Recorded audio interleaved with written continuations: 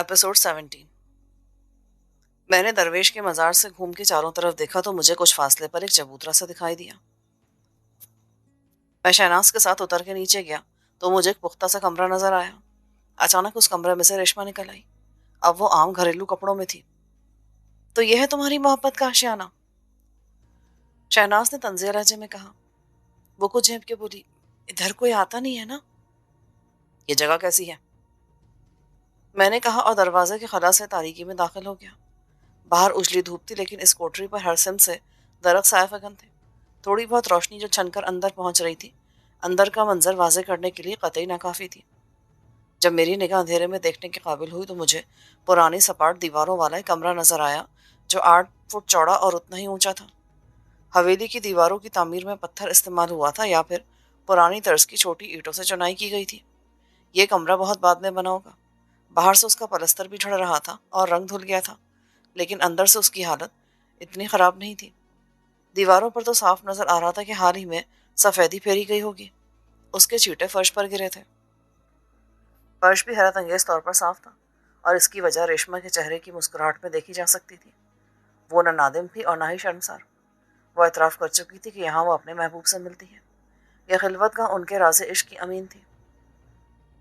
شہناز نے ریشما کو اندر بلایا۔ جب وہ یہاں آتا ہے تو تم اس کے ساتھ رہتی ہو رات بھر؟ اس نے سر جھکا لیا۔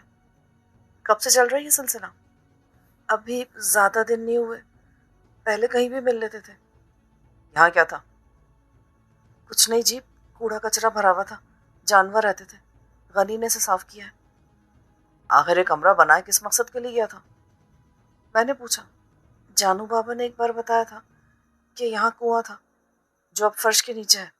کنواں؟ میرے منہ سے بے اختیار نکلا۔ یہ وہی کنواں ہوگا جس میں قدیر احمد نے اپنی 3 بیویوں کو گرا دیا تھا اور پھر منڈیر پہ بیٹھ کے خود کو گولی مار لی تھی۔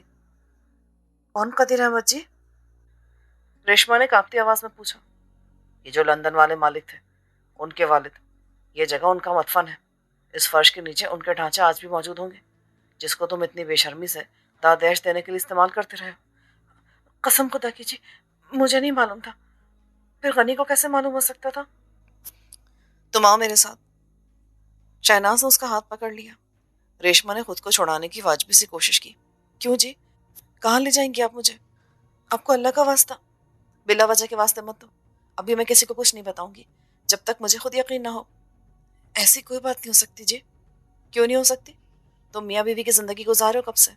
کیا اولاد کا راستہ روک رکھا ہے؟ ریشما کی آنکھوں سے آنسو بہنے لگے۔ اس نے اقرار میں سر ہلایا۔ غنی کہتا ہے جب تک ہم نہ چاہیں کچھ نہیں ہو سکتا۔ شہناز نے ایک ڈاکٹر کی طرح جرا جاری رکھی۔ کیا طریقہ اختیار کرتا ہے وہ؟ تمہیں گولیاں دیتا ہے؟ اس نے نفی میں سر ہلا کے شہناز کے کان میں کچھ بتایا۔ اب میں دیکھ سکتا تھا کہ شرم، افشائے راز کے خوف اور ہمارے سخت رویے سے اس کی حالت غیر ہو رہی ہے۔ اس کی ساری شوخی اور تراری ختم ہو چکی تھی۔ میرے اندازے کے مطابق ابھی اس کی عمر 17 سے کم رہی ہوگی، لیکن وہ ایک شادی شدہ عورت کی طرح ازدواجی زندگی کے سارے اسرار و رموز سے آشنا ہو چکی تھی۔ میں نے کہا، یہ تمہارے غنی صاحب رہتے کہاں ہیں؟ والد صاحب تو اسے چودھری اللہ دتا کے سپرد کر کے پھانسی چڑھ گئے تھے نا؟ اس کی پرورش چودھری صاحب نے کی تھی، لیکن اب وہ ان کا نوکر نہیں ہے، وہ آزاد ہے۔ ریشما نے ہاتھ چھڑا لیا۔ چودھریوں نے اس کے ساتھ کوئی اچھا سلوک نہیں کیا تھا۔ مار کھانے اور رکی سکی سے پیٹ بھرتے اس نے بچپن تو گزار دیا، پر عقل آئی تو اندازہ ہوا کہ اس کی حیثیت تو غلاموں سے بھی بدتر ہے۔ احسان اپنی جگہ، ہر وقت کی ذلت اور مار پیٹ الگ چیز ہے۔ کمی کمین تک اٹھتے بیٹھتے حرامی کہہ کر بلاتے تھے۔ کب تک برداشت کرتا وہ؟ کاٹھی اس کی بھی باپ جیسی ہے۔ چودھری اللہ دتے نے 70 برس کی عمر میں چوتھی شادی کی تھی۔ چوتھی کیا، چھٹی ہے حساب سے۔ نئی والی بھی عمر میں چودھری کی پوتی کے برابر تھی۔ وہ غنی پہ رچ گئی۔ اس کی مہربانیاں دیکھ کے پرانی والی تاڑ گئی کہ معاملہ گڑبڑ ہے۔ وہ آپس میں مل گئی۔ ایک نے چھوٹی والی کو شہ دی کہ پیار کیا تو ڈرنا کیا، غنی کے ساتھ نکل جاؤ، گھر بساؤ، اپنے پیار کی جنت بساؤ۔ سب نے اسے مواقع فراہم کیے اور ایک دن انہیں رنگے ہاتھوں پکڑوا دیا۔ چودھری کی نئی نویلی بیوی نے تو فوراً غنی کو مجرم بنا دیا کہ مجھے اکیلا پا کے یہ اندر آ گیا اور زبردستی کرنے لگا۔ اپنی عزت بچانے کے لیے چودھری نے اس کے جھوٹ کو سچ مان لیا۔ غنی جائے واردات سے فرار ہو گیا تھا۔ اب تو وہ اس علاقے میں آتے ہوئے بھی ڈرتا ہے۔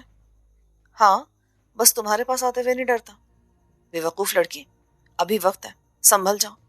شادی سے پہلے وہ تمہیں بیوی کی طرح استعمال کرائے، پھر شادی کرنے کی ضرورت کیا اسے؟ جس دن اس کا دل بھر گیا نا، وہ لوٹ کے ادھر نہیں آئے گا، پشاور سے کراچی تک کہیں اور دل لگا لے گا، نہ اس کا گھر نہ خاندان، تم ماری جاؤ گی۔ نہیں جی، ایسا نہیں ہو سکتا، وہ ایسا نہیں ہے۔ ریشما، ابھی تمہیں کیا پتا دنیا کا؟ اگر کسی روز وہ چودھری کے انتقام کو نشانہ بن گیا تو تمہیں تو پتہ بھی نہیں چلے گا۔ اکثر ٹرک ڈرائیور نشہ کرتے ہیں، اسے بھی عادت ہو گئی ہے، اور اب وہ تمہیں عادی بنا رہا ہے۔ اگر اسے اتنا خیال ہوتا تو کیا وہ تمہیں نشہ کرنے دیتا؟ کون سا ٹرک ڈرائیور ہے جو یہ لت اپنے بیوی بچوں کو خود لگائے؟ عیاش لوگ شراب پی کے اور پلا کے لطف دوبالا کرتے ہیں، وہ سگریٹ کے کش لگا کے اور لگوا کے سرور کی کیفیت پیدا کرتا ہے۔ شہناز نے کہا، تم اتنی بے باک ہو، اس لیے ہم بھی تم سے کھل کے بات کر رہے ہیں، تمہیں سمجھا رہے ہیں۔ نہیں سمجھنا تو ہماری طرف سے جاؤ جہنم میں، بھگتو گی تم خود ہی۔ وہ کتنا سچا ہے یہ آزمانے کے لیے تمہیں خود اپنے جذبات کو کنٹرول کرنا ہوگا۔ اگلی بار جب وہ تمہیں بلائے تو اس سے صاف کہو کہ دیکھو، اب میں تمہاری خواہشات کی تکمیل تبھی کروں گی جب تم مجھے شادی کر کے اپنے گھر لے جاؤ گی۔ اس کو بولو مجھے ایک شوہر، ایک گھر اور ایک بچہ چاہیے، وہ مرد نہیں جو چھپ کر میرے ساتھ رات گزارے اور صبح کا اجالا ہونے سے پہلے بھاگ جائے۔ ریشما کے ضبط کا حوصلہ جواب دے گیا۔ وہ روتے روتے چلانے لگی، بھونکنا بند کر کتیا، میرے غنی، اور مجھے کچھ کہنے سے پہلے اپنے آپ کو دیکھ۔ تیری جیسی عورتیں روز کسی نئے مرد کے ساتھ سوتی ہیں، روز بچے گراتی ہیں، اور بنی پھرتی پاک دامن کنواری دوشیزہ، تھوکتی پھرتی دوسروں پر، یہاں بھی دو چار ساتھ لائی ہے۔ میں نے اس کے منہ پر ایک تھپڑ رسید کیا، وہ چیخی اور دیوار سے ٹکرا کے فرش پر گر گئی۔ شاید میری طرح شہناز کو بھی احساس ہونے لگا تھا کہ ہم معاملات کو بہت آگے لے گئے۔ ریشما کی ہمارے لیے اتنی اہمیت بہرحال نہیں تھی، وہ تھی کیا، ایک ملازم کی بیٹی۔ بے شک اسے ضرورت سے زیادہ بولنے کی عادت تھی، ہمیں اس کی باتوں میں اتنی دلچسپی ظاہر کرنے کی ضرورت کیا تھی؟ ہم اسے سمجھاتے اور جانے دیتے، ہم نے اسے بے بس کر کے دیوار سے لگا دیا تھا۔ اب وہ فرش پر الٹی پڑی زور زور سے رو رہی تھی اور اس کا جسم جھٹکے لے رہا تھا، تاہم خطرے کی کوئی بات نہیں تھی۔ طوفان آ کے گزر گیا تھا اور ریشما کا کچھ دیر میں نارمل ہو جانا یقینی تھا۔ میں نے شہناز کو چلنے کا اشارہ کیا اور ہم باہر آ گئے۔ ابھی تک تو مجھے خیال نہیں آیا تھا کہ آخر ریشما نے اپنا حلیہ بدلا تو اتارا ہوا لباس کہاں چھپایا۔ دروازے کے سامنے مجھے فرش پر سگریٹوں کے ٹوٹے نظر آئے۔ میں نے ایک ٹوٹا اٹھایا اور اسے مسل کے سونگھا تو مجھے چرس کی مخصوص بو محسوس ہوئی۔ میں نے دوسرا ٹکڑا شہناز کو دیا، اس نے میری تقلید کرتے ہوئے اسے توڑ کر سونگھا تو ایک دم اس کی حالت بگڑ گئی۔ اس نے سر کو جھٹکا دیا اور لڑکھڑائی۔ میں اسے نہ سنبھال لیتا تو وہ گر جاتی۔ شہناز، کیا ہوا؟ پتہ نہیں، یہ یہ خوشبو۔ کون سی خوشبو؟ یہی خوشبو تھی جو میں نے کل رات درویش کے مزار پہ محسوس کی تھی۔ یہ بات مجھے عجیب سی لگی کہ وہ چرس کی بو کو خوشبو کہہ رہی تھی۔ شاید یہ انفرادی احساس اور رد عمل کا مسئلہ تھا۔ کچھ لوگ پیٹرول کی بو کو بھی خوشبو کی طرح اچھا سمجھتے ہیں۔ رات کے وقت سونے سے اٹھ کے باہر آنے اور ریشما کو لباس کی مشابہت کے باعث اور اندھیرے کی وجہ سے راجا سمجھ لینے کا معاملہ واضح ہو گیا تھا۔ اب یہ بھی سمجھ میں آ گیا کہ وہاں شہناز کے حواسوں پر کون سی خوشبو حملہ آور ہوئی تھی جس نے اسے کچھ دیر کے لیے ہوش سے بیگانہ کر دیا تھا۔ یقیناً اس وقت ریشما کے ساتھ غنی اس حجلہ عروسی میں موجود تھا اور چرس کے سگریٹ پی رہا تھا یا پی رہے تھے۔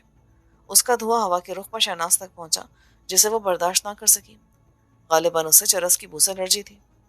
میں شہناز کو باہر لے آیا، وہ لڑکھڑائی اور پھر گرنے لگی، مگر اس مرتبہ وجہ مختلف تھی۔ اس کا پیر ایک ناہموار جگہ پر آ گیا تھا جہاں ایک چکنے پتھر پر کائی جمی ہوئی تھی۔ شہناز کو بچانے کے لیے مجھے جھکنا پڑا اور میری نظر جھاڑیوں کے درمیان گئی۔ وہاں مجھے ٹین کا ایک چھوٹا سا بد وجہ صندوق دکھائی دیا۔ میں نے شہناز کو چھوڑ کے اور گھٹنوں کے بل بیٹھ کے صندوق کو باہر کھینچا۔ اس کے پیچھے مجھے ایک اور بنڈل نظر آیا۔ یہ ایک میلی سی دری اور چادر تھی جس میں ایک تکیہ لپیٹ دیا گیا تھا۔ صندوق میں تالا نہیں تھا۔ میں نے اسے کھولا تو اس کے اندر مجھے مردانہ کپڑوں کے 3 جوڑے ملے، 2 شلوار قمیص سوٹ اور ایک پتلون اور ٹی شرٹ۔ کچھ دیر پہلے ریشما نے پہن رکھے تھے، وہ ان کے علاوہ تھے۔ بکس میں کچھ عام قسم کا سامان آرائش تھا، لپسٹک، پاؤڈر اور نیل پالش وغیرہ۔ شیف کا سامان تھا۔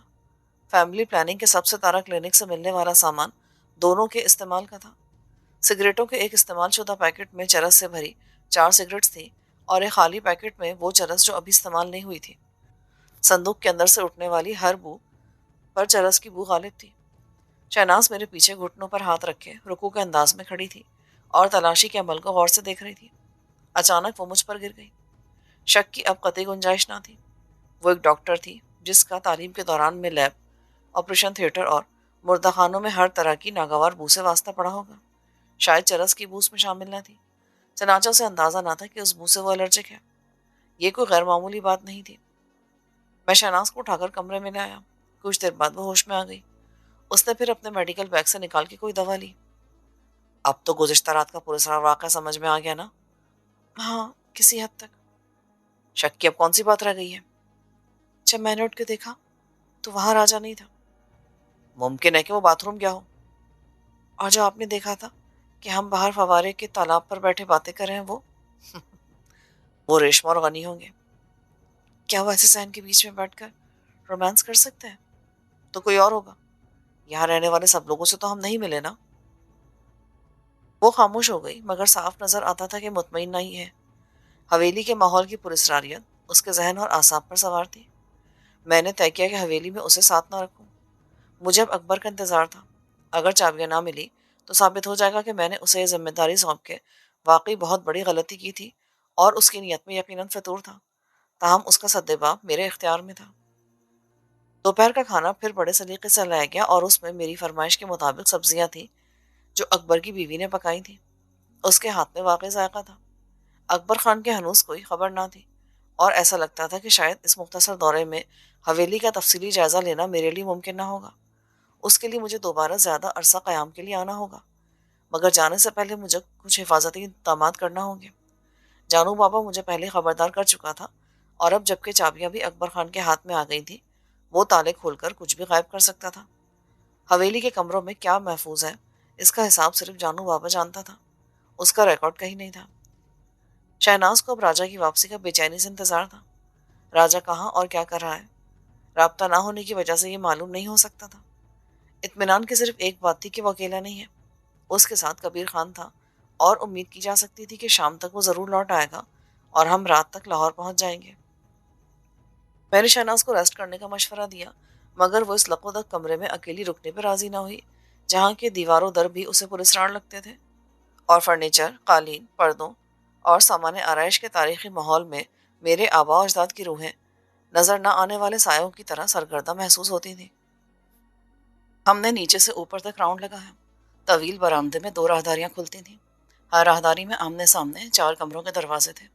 اسی طرح نچلی منزل پر 8 کمرے تھے، تو ایسے ہی نقشے کے مطابق اوپر بھی 8 کمرے بنائے گئے تھے۔ جس کمرے میں ہم نے قیام کیا تھا، اس جیسے 7 کمرے بند پڑے تھے۔ ان کے مضبوط اور نقشین دروازے سیاہ دیودار جیسی کسی لکڑی کو تراش کے بنائے گئے تھے، اور 150 سال گزرنے کے باوجود اپنی اصل حالت میں موجود تھے۔ یہی حال رنگین شیشوں والی کھڑکیوں کا تھا۔ ہر کھڑکی قد آدم تھی۔ اوپر کے حصوں میں نیم دائروں کی شکل کے روشن دان تھے، جن میں تکون جیسے رنگین شیشے لگے تھے۔ نچلی منزل پر گرد نظر نہیں آتی تھی۔ اوپر کچھ صفائی کی ضرورت تھی۔ دروازوں میں بھاری بھرکم فولادی کنڈیاں تھیں، اور ان میں ایک ایک سیر وزن والے قدیم طرز کے تالے پڑے تھے۔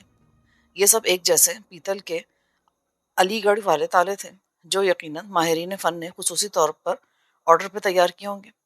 انہیں توڑنا یا کسی چابی سے دوسری چابی سے کھولنا آسان نہ تھا۔ میری یہ خواہش بڑی شدت اختیار کر گئی کہ میں ان دروازوں کے پیچھے پوشیدہ نوادرات اور آبائی خزانوں کا مشاہدہ کروں۔ مجھے سونے، چاندی کے ظروف اور ہیرے جواہرات کی مالیت سے کوئی دلچسپی نہ تھی۔ میری دولت مندی میں مزید 1-2 کروڑ کا اضافہ ہو جانے سے مجھے کوئی فرق نہیں پڑتا تھا۔ میری خواہش یہ تھی کہ میں اپنے آبائی تاریخی ورثے کو محفوظ کروں۔ اگر اب تک کوئی رجسٹر، اسٹاک بک یا کیٹلاگ نہیں بنا تھا، تو اسے بنایا جائے، جس میں ہر چیز کی ساری تفصیل شامل ہو۔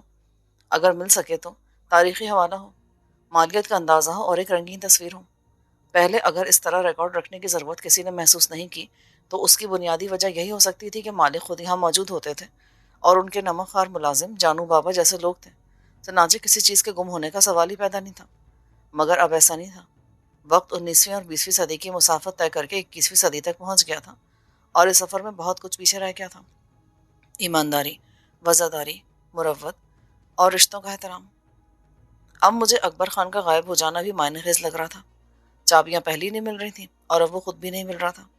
وہ جانتا تھا کہ شام تک ہم ضرور لوٹ جائیں گے، پھر کب آئیں گے یہ غیر یقینی تھا۔ درمیان کی مدت میں اکبر خان کچھ بھی کرنے کے لیے آزاد تھا، کیونکہ جانو بابا بیمار اور معذور تھا۔ اکبر خان کو روکنے والا کوئی نہیں تھا۔ میں نے فیصلہ کیا کہ اکبر خان سے چابیاں واپس لے کر کبیر خان کو مکمل نگرانی کے اختیارات دے دوں گا۔ ضرورت ہوئی تو اسے اپنا یا راجہ کا ریوالور بھی فراہم کر دوں گا۔ اگر اکبر خان اپنی دوسری بیوی کے ساتھ جہلم چلا گیا تھا تو شام تک اس کے واپس آنے کا کوئی امکان نہ تھا، لیکن میرا دل کہتا تھا کہ وہ ایسی بیوقوفی نہیں کر سکتا جو اس کا ناقابل معافی جرم بن جائے۔ اکبر خان کی تلاش مجھے اس دفتر کی طرف لے گئی جس کی نشاندہی اکبر خان کی بیوی فاطمہ نے کی تھی۔ شہناز میرے ساتھ سنبھل سنبھل کر سبزی کے کھیتوں کی درمیانی منڈیر پہ چلتی رہی۔ اس نے اونچی ایڑی کی سینڈل کبھی استعمال نہیں کی تھی کیونکہ وہ دراز قد تھی اور ہائی ہیل کے ساتھ راجہ سے 1-2 انچ زیادہ لمبی لگتی تھی۔ جہاں سبزی کے کھیت ختم ہوتے وہاں سے گندم کی کاشت کا علاقہ شروع ہوتا تھا۔ اکتوبر میں فصل کاٹی جا چکی تھی اور اگلی فصل سے پہلے یہاں سبزی اگانے کے لیے زمین کو ہل چلا کے چھوڑ دیا گیا تھا۔ صبح جو عورتیں بچے یہاں کام کر رہے تھے انہوں نے جھاڑ جھنکار اور جھاڑیاں وغیرہ جڑیں نکال کے زمین صاف کر دی تھی۔ اگلے مرحلے میں کھاد پڑتی تھی اور پھر ہموار قطعے بنا کر موسم سرما کی سبزیوں کے بیج لگائے جاتے تھے۔ شیشم کے گھنے جنگل میں نظر آنے والی سفید عمارت تک پہنچنے میں میرے اندازے سے زیادہ فاصلہ طے کرنا پڑا۔ جب میں نے پلٹ کر دیکھا تو مجھے یوں لگا جیسے حویلی اور اس کے ارد گرد کی زمین پر بھی پہلے جنگل ہی ہوگا۔ درخت صاف کر کے حویلی کی تعمیر کے لیے جگہ نکالی گئی تھی۔ بعد میں مزید درخت کاٹے گئے تھے۔ اب تقریباً 10 ایکڑ پر حویلی کے ملازمین کا قبضہ تھا۔ اس پر وہ جتنی گندم اگاتے تھے وہ سال بھر استعمال کرتے تھے۔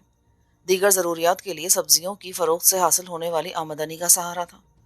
حویلی کے اندر رہنے والوں کی تعداد کو دیکھتے ہوئے یہ اندازہ کیا جا سکتا تھا کہ ان کے گزارے کے لیے آمدنی کم نہیں ہو سکتی، اور ان کے حالات اتنے سخت بہرحال نہیں ہیں جتنے نظر آتے ہیں یا وہ ظاہر کرتے ہیں۔ تاہم وہ خوشحالی سے دور تھے اور جاہل تھے۔ درختوں میں گھری ہوئی عمارت ایک بیرک جیسی تھی۔ اس کی طوالت 100-125 فٹ تھی اور چوڑائی 40 فٹ۔ مضبوط دیواروں اور پختہ چھت والی اس عمارت کو تعمیر ہوئے زیادہ عرصہ نہیں گزرا تھا۔ دیکھنے میں یہ عمارت آفس سے زیادہ گودام لگتی تھی کیونکہ اس کے پچھلے حصے میں لمبائی کے رخ پر ایک بھی کھڑکی نہ تھی۔ سامنے والے حصے میں بھی دروازہ ایک ہی تھا اور اس کے ساتھ 2 کھڑکیاں تھیں۔ سامنے کے رخ پر ایک برآمدہ پوری بیرک کی لمبائی کے رخ پر پھیلا ہوا تھا۔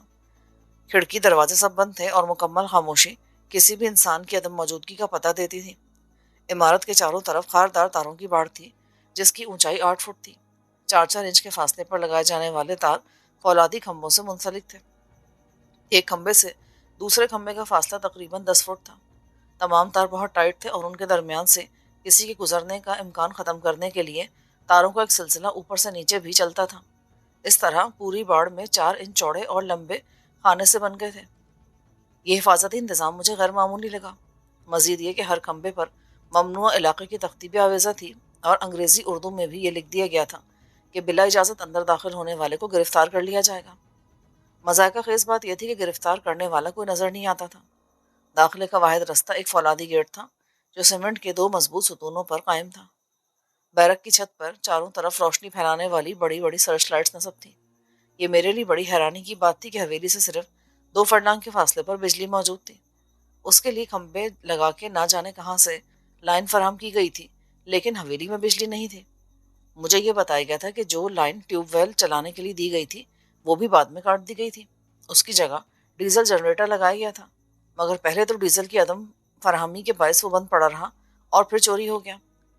ابھی تک اس دفتر میں ہونے والے کام کی نوعیت کا مجھے علم نہیں ہوا تھا جس کے لیے عمارت میری زمین پر بنا لی گئی تھی۔ لندن میں میرے دادا عقیل احمد نے اس کا کوئی ذکر نہیں کیا تھا۔ شاید وہ خود بھی اس کی موجودگی سے بے خبر تھے۔ اس کا مطلب یہ تھا کہ تعمیر ناجائز تھی۔ اس کے لیے قانونی مالکوں سے کوئی اجازت نہیں لی گئی تھی، اور اگر کسی نے پیسہ لے کر اجازت دے دی تھی تو اس کی کوئی قانونی حیثیت نہیں بنتی تھی۔ زمین پر قبضہ کر کے غیر قانونی عمارت کھڑی کر لی گئی تھی تو مجھے پورا اختیار حاصل تھا کہ میں اسے گرا دوں، لیکن اپنے تمام تر اختیارات کے باوجود میں اتنا بے اختیار تھا کہ اس عمارت میں قدم نہیں رکھ سکتا تھا جو میری زمین کا ایک حصہ تھی۔ عقل یہ کہتی تھی کہ یہاں کوئی سرکاری دفتر نہیں ہو سکتا۔ سرکاری دفاتر یوں زمین پر ناجائز قبضہ کر کے نہیں بنائے جاتے۔ اس کے لیے ضابطے کی ایسی کارروائی ہوتی ہے جس میں زمین کی خرید سے تعمیر کے ٹھیکے دینے تک ان گنت مراحل آتے ہیں۔ یہ سب نہ ہو تو کوئی عمارت کرائے پر حاصل کر لی جاتی ہے۔ اس کے بعد سوال یہ پیدا ہوتا تھا کہ یہاں کون سا سرکاری دفتر ہو سکتا ہے۔ میری جاگیر پر نہ محکمہ جنگلات کا عمل دخل تھا اور نہ محکمہ زراعت کا۔ یہاں نہریں نہیں تھی کہ آبپاشی والے آ جاتے، اور شکار نہیں تھا کہ وائلڈ لائف والے دخل دیتے۔ یہ معاملہ یقیناً کچھ اور تھا۔ گیٹ کے سامنے سے ایک کچا راستہ مخالف سمت میں جاتا نظر آ رہا تھا۔ آگے جا کے یہ راستہ درختوں میں گم ہو گیا تھا اس پر آنے جانے والی گاڑیوں کے نشانات بہت واضح تھے۔ مسلسل آمد و رفت کے باعث ہموار زمین کی جگہ نرم تھی اور دھول نے لے لی تھی۔ بارش میں یہ دھول جب پانی سے ملی تھی تو کیچڑ بنا تھا۔ اس میں سے گزرنے والی گاڑیوں نے گہری نالیاں سی بنا دی تھیں۔ شہناز نے بڑی ثابت قدمی سے میرا ساتھ دیا تھا، لیکن اب وہ تھکن کا شکار نظر آ رہی تھی۔ اس کا بار بار کلائی کی گھڑی دیکھنا دلی اضطراب کو ظاہر کر رہا تھا۔ راجہ کی واپسی کا متوقع وقت قریب تھا اور شہناز نے انتظار میں کاؤنٹ ڈاؤن شروع کر دیا تھا۔ اب وہ واپس جانا چاہتی تھی۔ یہاں کے معاملات کی ایک دن میں مجھے سمجھ نہیں آ سکتی۔ اس کے لیے مجھے پھر آنا ہوگا، بہت جلد۔ آپ آنے کی بات کریں؟ اب تو آپ یہیں رہیں گے؟ آپ کے تو بڑے لمبے چوڑے پلان ہیں۔ ہاں شہناز، اللہ نے چاہا تو وہ سب پورے ہوں گے۔ پہلے میں اس جگہ کا کنٹرول تو حاصل کر لوں۔ ابھی تو یوں لگتا ہے کہ اس زمین کو لاوارث سمجھ لیا گیا تھا۔ معلوم نہیں یہاں کون کیا کر رہا ہے۔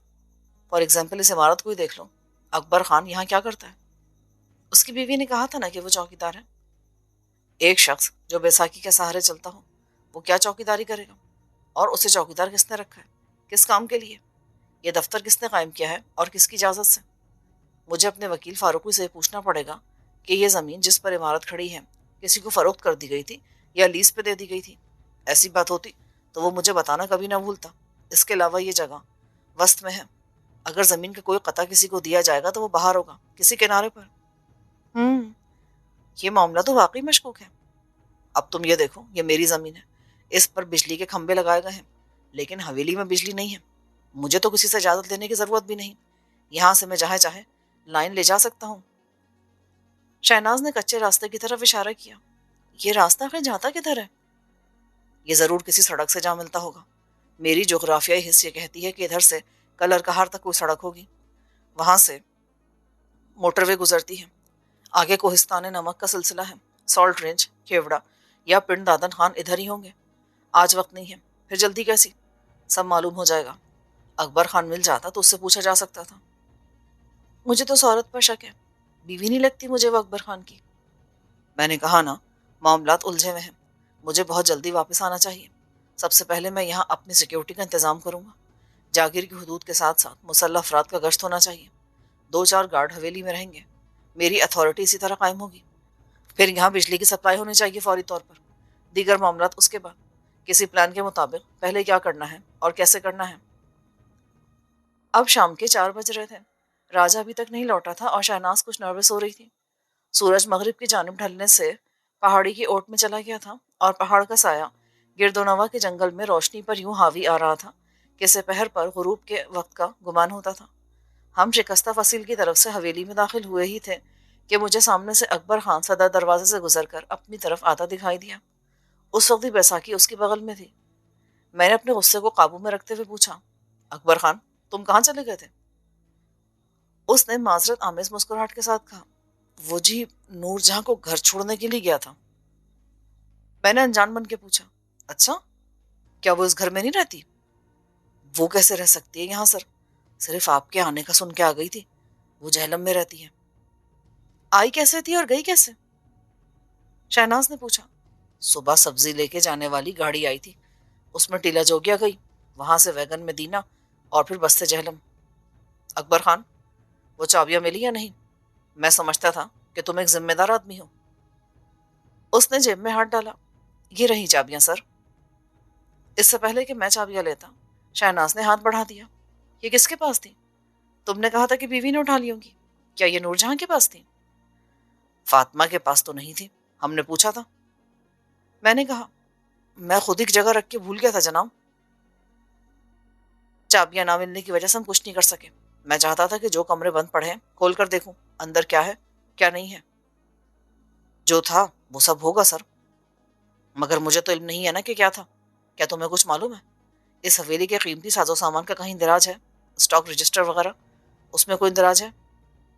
بابا نے تو کبھی ذکر نہیں کیا۔ اوکے، اب ہم باری باری ہر کمرے کو چیک کریں گے، کلرڈ تصاویر لیں گے اور کیٹلاگ بنائیں گے۔ اس کے بعد ذمہ داری کسی کیئر ٹیکر کو سونپی جائے گی۔ لیکن آپ تو شام کو واپس جا رہے ہیں۔ میں اپنا پروگرام بدل بھی سکتا ہوں۔ اس کے علاوہ آج جانے کا مطلب یہ ہرگز نہیں کہ میں برسوں نہیں آؤں گا، جیسے کہ پہلے والے مالک کرتے رہے۔ میری رہائش یہاں ہوگی تو مجھے مختلف کاموں کے لیے عملہ درکار ہوگا۔ ابھی تک تو کام جیسے تیسے چل رہا تھا، مگر آگے میرے کچھ پلانز ہیں۔ میرا سیکریٹری، شوفر، سیکیورٹی گارڈ اور گھریلو ملازمین سب تنخواہ دار ہوں گے۔ اکبر خان، تم نے بتایا تھا کہ تمہاری یہ ٹانگ سن 71 کی جنگ میں ضائع ہوئی تھی۔ یہ سوال اچانک کیا گیا تھا، اس لیے وہ چونک پڑا۔ یس یس سر۔ 35 سال پہلے تمہاری عمر کیا تھی؟ میری عمر 18-19 سال سر۔ تم سپاہی بھرتی ہوئے تھے، کتنا عرصہ رہے تھے آرمی میں؟ 2 سال۔ 2 سال میں تم لانس نائک یا نائک ہو سکتے تھے۔ جنگ میں کوئی کارنامہ سر انجام دیتے تو شاید حوالدار بن جاتے۔ تم 2 سال بعد ہی میڈیکل گراؤنڈ پر فوج کی ملازمت سے فارغ کر دیے گئے تھے۔ کیا 2 سال میں نائب صوبیدار کے عہدے تک پہنچ سکتا ہے کوئی؟ اس کا رنگ اڑ گیا۔ وہ کچھ دیر کے بعد بولا، وہ دراصل سر گھر والوں کو اور دوسروں کو لوگوں کو متاثر کرنے کے لیے جھوٹ بولا تھا۔ اگر تم سچ نہ بتاتے تو میں تم سے پینشن بک طلب کرتا۔ ایک بات آج ہی سمجھ لو، یہاں لوگ بات بے بات جھوٹ بولتے ہیں، کسی وجہ اور مقصد کے بغیر جھوٹ بولتے ہیں، لیکن میں نے باہر یہ دیکھا ہے کہ جھوٹ کو سب سے بڑی خرابی، قابل نفرت عادت اور بہت سنگین اخلاقی جرم سمجھا جاتا ہے۔ یہ نہیں کہ 4-6 سال باہر رہ کے میں انگریز بن گیا ہوں۔ میں 100% پاکستانی ہونے پر غرور کرتا ہوں، مگر جھوٹ کسی وجہ سے بھی برداشت نہیں کر سکتا۔ صبح تم ڈاکٹر صاحبہ کو درویش کے مزار سے اٹھا کر لائے تھے؟ یس سر۔ اس وقت تمہاری بیساکھی کہاں تھی؟ خلاف توقع وہ نروس نہیں ہوا۔ وہ مجھے چھوڑنی پڑی تھی۔ کیا مطلب؟ کیا تم اس کے بغیر بھی چل پھر سکتے ہو، بلکہ کسی کو اٹھا بھی سکتے ہو، یعنی وزن وغیرہ؟ اس نے پتلون کو تھوڑا سا اوپر اٹھایا۔ یہ دیکھیے، میری یہ ٹانگ مصنوعی ہے، پنجہ ٹکنے کے پاس سے الگ ہوا تھا۔ میں نے اس کی ٹانگ کو اور جوتوں کو غور سے دیکھا۔ مصنوعی ٹانگ کے ساتھ بیساکھی کو استعمال کرتے ہو؟ احتیاط کرتا ہوں سر، اونچی نیچی جگہ پر بیلنس بگڑ جائے تو بیساکھی سے سنبھل جاتا ہوں۔ مصنوعی ٹانگ قدرتی جیسی تو نہیں ہوتی نا؟ رائٹ۔ پھر تم نے ڈاکٹر صاحبہ کو اٹھانے کا رسک دے کر غلطی کی نا؟ تم خود بھی گرتے اور ان کو بھی گراتے۔ تمہیں چاہیے تھا کہ ہمیں اطلاع دیتے۔ تم کسی دفتر میں چوکیداری کرتے ہو؟ یہ سوال پھر کچھ غیر متوقع تھا۔ وہ چونکا۔ ہاں جی، کچھ آمدنی ہو جاتی ہے۔ کیا کام ہوتا ہے اس دفتر میں؟ مجھے نہیں معلوم، میں اندر نہیں جا سکتا، باہر گیٹ پر موجود رہتا ہوں۔ آج تم گیٹ پر نہیں تھے، دفتر بھی بند تھا۔ کتنے لوگ کام کرتے ہیں وہاں؟ 3-4 لوگ ہیں۔ اچھا، کب آتے ہیں؟ میں ملنا چاہتا ہوں ان سے۔ ان کے آنے کا کوئی وقت مقرر نہیں ہے سر۔ میری زمین پر یہ آفس کس کی اجازت سے بنایا گیا ہے؟ یہ میں نہیں جانتا سر۔ انہوں نے کہا کہ یہ ٹاپ سیکرٹ سرکاری معاملہ ہے، حکومت جس کی زمین چاہے لے سکتی ہے۔ جب مالک آئیں گے تو ان سے اعلیٰ حکام خود بات کر لیں گے۔ کب ہوئی تھی یہ بات؟ کس نے کی تھی؟ جانو بابا نے پوچھا تھا جب انہوں نے تعمیر شروع کی۔ انہوں نے کہا اسلام آباد جا کر اعلیٰ حکام سے پوچھو، اس علاقے کے پٹواری، نائب تحصیلدار، پولیس چوکی یا تھانہ انچارج، تم نے کسی کو رپورٹ کیوں نہیں کی تھی سر؟ انہوں نے کہا کہ ہم کچھ نہیں کر سکتے۔ پھر انہوں نے تمہیں ملازمت کی پیشکش کی اور تم نے قبول کر دی۔ کوئی اپوائنٹمنٹ لیٹر ملا تھا تمہیں؟ کون سا گریڈ ہے؟ وہ گھبرانے لگا۔ یہ کچی نوکری ہے سرکار، انہوں نے کہا کہ ہم 1500 مہینہ دیں گے۔ ٹھیک ہے، میں سب معلوم کر لوں گا کہ یہ چکر کیا ہے۔ آخر میری اجازت کے بغیر یہاں دفتر بنا کیسے؟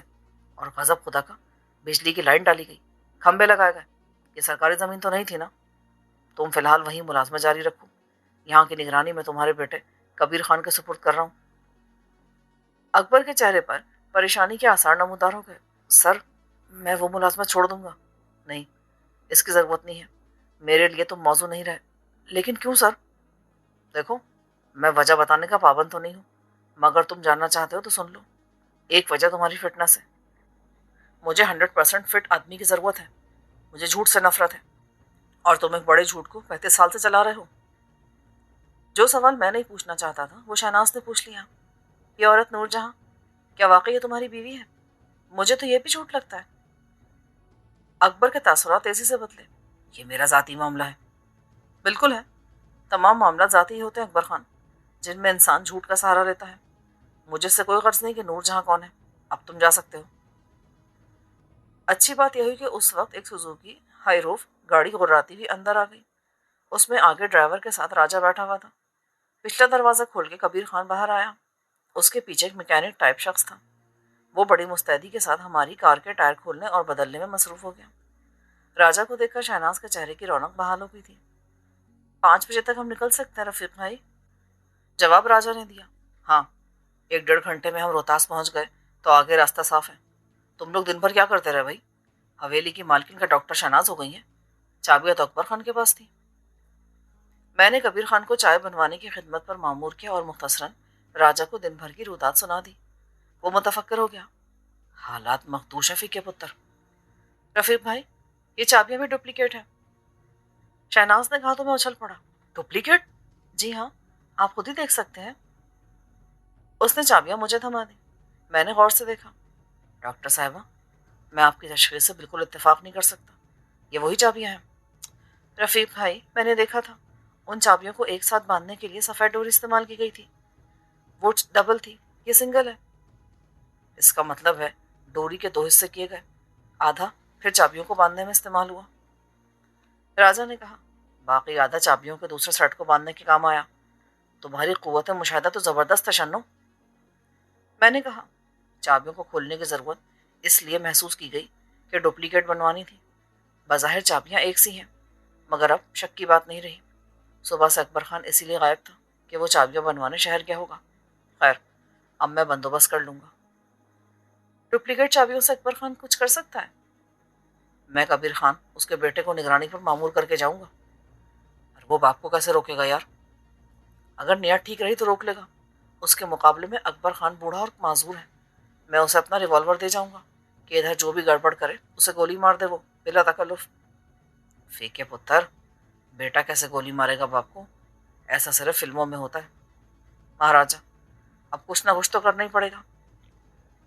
جب تک ہم چائے پی کر فارغ ہوئے، راجا کے ساتھ آنے والے میکینک نے چاروں کٹے ہوئے ٹائروں کی جگہ نئے ٹائر لگا دیے۔ راجا نے بتایا کہ اس کی ورکشاپ وغیرہ کچھ نہیں ہے، اصل میں تو وہ سوزوکی ڈرائیور کا بھائی تھا اور وہ دونوں مل کے گاڑی چلاتے تھے اور ایک دوسرے کے معاون تھے۔ برسوں سے یہی کام کرتے کرتے انہیں چھوٹی موٹی خرابی خود ہی دور کرنا آ گئی تھی۔